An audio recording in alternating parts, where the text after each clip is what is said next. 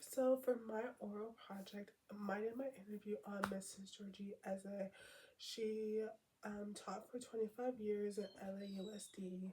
She taught grades 7 through 9, so middle high school, and she taught algebra, pre-algebra, trig, and geometry. And so just to start off, just like a little bit background on Mrs. Eze. So she immigrated from the United States after she got married. So a lot of a great majority of her educational journey was in Nigeria. And so she talked about like in elementary school, like she went to school in the village, and she talked about how it was very rural and it was very much like countryside, and how like just living in like the village, like compared to living in the city, like it was they were more on the more poor side. And just how she talked about how like there were days where like they wouldn't even have like seats to like sit on, and like they would just sit on the floor and like listen to their teacher teach. And she talked about just like how progressively education got better throughout the years as she went up ahead on her through her educational journey. She talked about how her urge for learning really intensified in college. She originally wanted to become a doctor, but then realized that like it was not what she wanted anymore. So then switched her major to economics, where she wanted to work in the banks. And then she immigrated to America. And when she immigrated to America, she was looking at the banks in America and realized the banks in America and the banks in Nigeria were really not the same, and it wasn't really her what she wanted anymore. And so then that's when she switched over to education, and she got her master's in education with an emphasis in mathematics. And so, which was a really good thing for her, because she talked about how all throughout her educational journey, like math was her strong suit, like math was her all-time favorite subject. And so she even talked about like when she was getting her master's in education. She did a lot of like allowed her to do a lot of like reflecting on like her educational background in Nigeria. And she talked about how her dad was also a teacher, and she remembered like how her dad's former students would always like come back and thank him for the work he did, the patience, the time he took to really help them achieve what they wanted to achieve. And also for him to just be a prominent person in their life, not just as a teacher but as someone that they can go to as a role model. And she remembered how she wanted to create that impact for her students. And so she talked about like her first memory of her for like one of her favorite memories of education was really just being able to challenge her students. She just talked about how at least almost every day she tried to find a way to challenge her students. So she would have her students come up with various methods of various methods besides the method that was taught to them to achieve a specific math content that they've been learning. So she loved seeing her students like work together, do a lot of research, figuring out different ways they can solve this mathematical concept, but through a different way, which allowed her students to understand that math is not just a one-way path. There's multiple avenues of solving a math problem, and it's really up to you and how you would want to solve it. And I really like that she really gave her students um, the access to really like look into different ways of different methods of mathematics to answer these mathematical concepts, which I felt was really nice and very helpful, because I think it allowed her students to carve out their own path for learning, which I very much enjoyed, and I will definitely be taking into like my classroom. And she talked about how her first year of teaching was very frustrating, just because she immigrated from Nigeria to here. And she talked about how she had to do a lot of learning Her first year, just because being new to America, like she very much had to find her foot, and just like her pudding, in America, and she felt like she had she had just got there, and so she was very much trying to find her voice, in America. She talked about how she had to learn the education system, of America, and she realized very quickly that the education in America and the education in Nigeria were very two different things.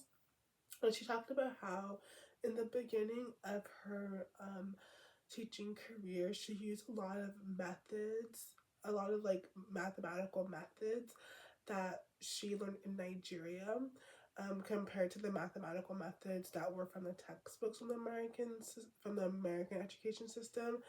And she talked about how at first, like the students were, the student she talked about how the students very much preferred, the Nigerian mathematical method of teaching compared to the American mathematical method of teaching, which she found very interesting, just because she thought that, like, oh, like you guys very much are very know more about the American education pathway, that like therefore that would have been more easier.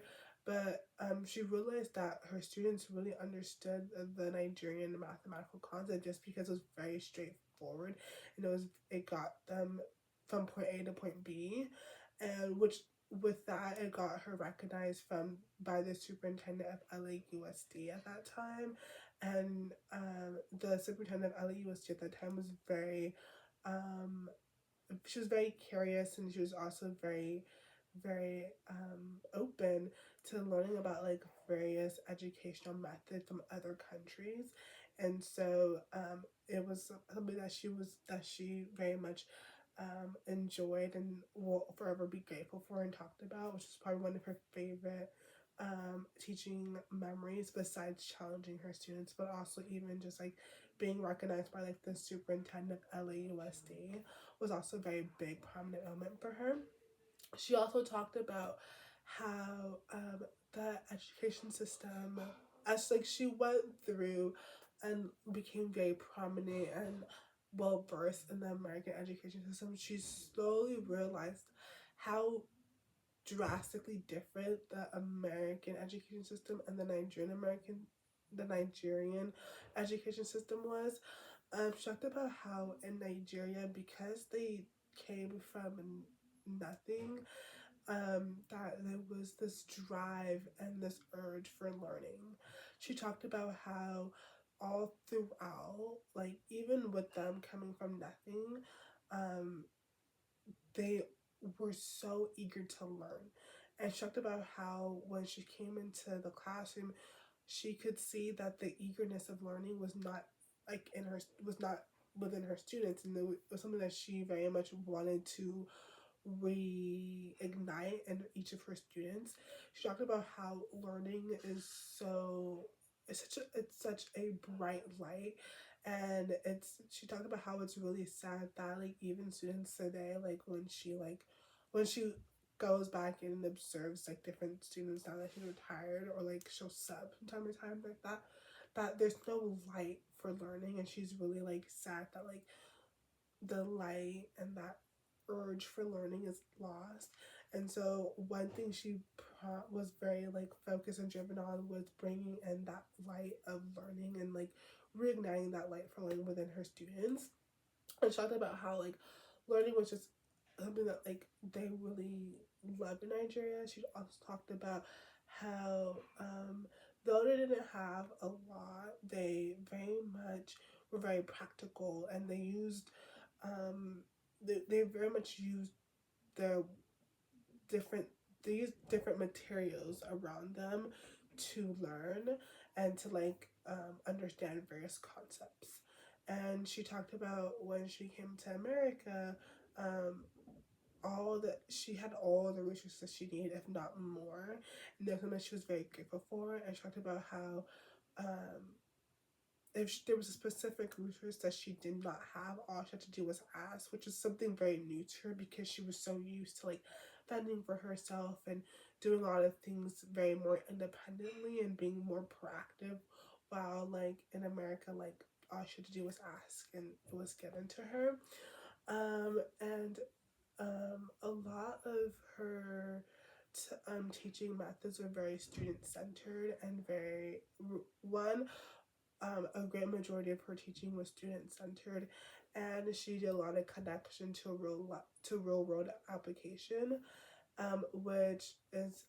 which connects also to the progressive era. Starting from the progressive era and beyond, because we saw in the progressive era was that with John Dewey, he talked about how learning is more about the doing application. So which started student centered learning, and led on to real world application. And it was very, and that's kind of like where her focus was when it came to her instructional strategies and the way she planned her classroom.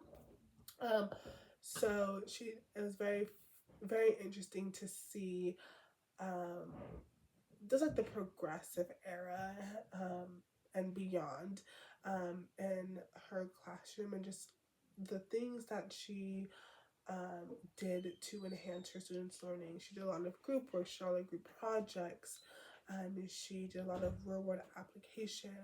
And so, for example, she gave an example as how she did real world applications. So she talked about how one specific mathematical concept that a lot of her students struggled with was combined like terms. And so instead of going the mathematical route of combining like terms, she connected combined like terms to laundry. So she actually would give students like laundry, and she would ask them um, to separate or separate the clothes based on how they would do their laundry. And so a great majority of her students separated the laundry based on colors. And so she asked the class the general question, like, now that you have your laundry, would you combine all of them together and put them into one load? And the class would answer no. And then that's how she would connect combine like terms. She's like, correct. That goes for the same with combine like terms. When we combine like terms, we only combine those that are the same. So we would only combine the whites and the whites, or the reds and the reds, or the darks and the darks. We would not combine a dark and a light because it would mess up the clothes. So that's how she connected combined like terms to laundry, and it was such a great example because the students were able to follow, because this is something that students know how to do from a daily basis. Like every week, we're always doing laundry, and it was such a very great, meaningful reward application that her students were able to connect to the concept. So it made learning very more easy and very more practical for them, because they saw the picture of combined like terms. Think of laundry. And so she talked also about how the technology aspect of education. She mentioned how technology was such a prominent role um, in her teaching career. She talked about how grateful she was for it, because it made teaching wise and creating content more easier for her. It made grading easier. It made making lesson plans easy, creating assessment, um, even just like looking up and researching various concepts and like how to teach it. So even it allowed her the avenue of using differentiated instruction also, because it allowed her to even like look up different research method different allowed her to research different instructional methods she could use for any other specific mathematical concept. And I which I found this part very interesting, just because I know that when she immigrated to Nigeria during that time, technology was not very accessible to everyone at that time. So I thought that it might have been more. I thought she might have seen it as a challenge, but I was very surprised and interested to see that she saw it as something that very beneficial and very that she had, and she very much enjoyed learning about technology and just like different websites, different avenues she could use to create her instruction and her content and lesson better. She also mentioned how throughout her teaching career, she was the department head for the math department for 3 years, and then she was a lead teacher for 9 years.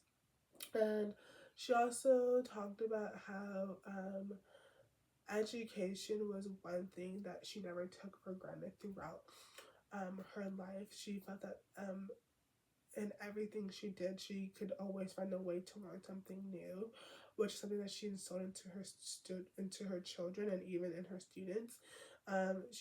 She always said that like one thing that she always told her children, but also her students, was that learning is ongoing. It's a continuous cycle. She always reminded them to always look within the small moments, something that you can learn and take away from, and which I found very interesting and such a powerful message. Also, just because even as educators, like we're ongoing learners, like we're always trying to find new ways to learn a specific content that we're teaching, or to find or to learn about like how we can support our students with a specific disability, or learning how we can differentiate this specific concept for our students who might be an auditory learner, who might be a visual learner, who might be a kinesthetic learner. So as educators, we're constantly learning, and so even just reminding our students to even take time to continue that ongoing cycle of learning, even in like the small moments of life, I thought was exceptional. And just doing like a big reflection and connecting it to what we've learned throughout this whole semester. Um, I felt like this interview really opened my eyes to really reflect on what we've been learning so far throughout our class, and just really learning how like the progressive era and on very much um, held the ground and was a big influence on education, how education is today, and even just learning about the various women who started the teachers union and equal pay, and just and also like the different um, educational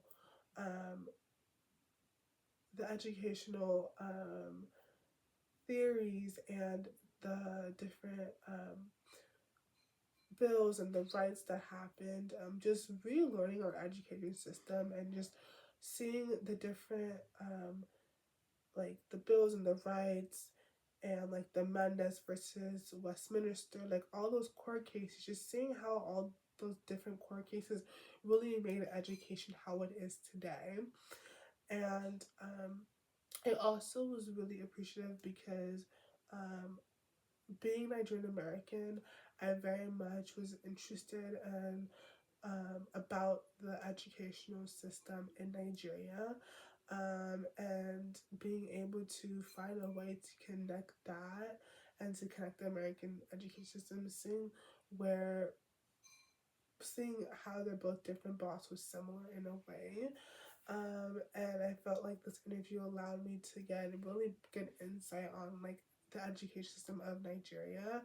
And I was really, really grateful to have done this oral history interview. And I'm forever grateful, and I very much enjoyed this project. So thank you.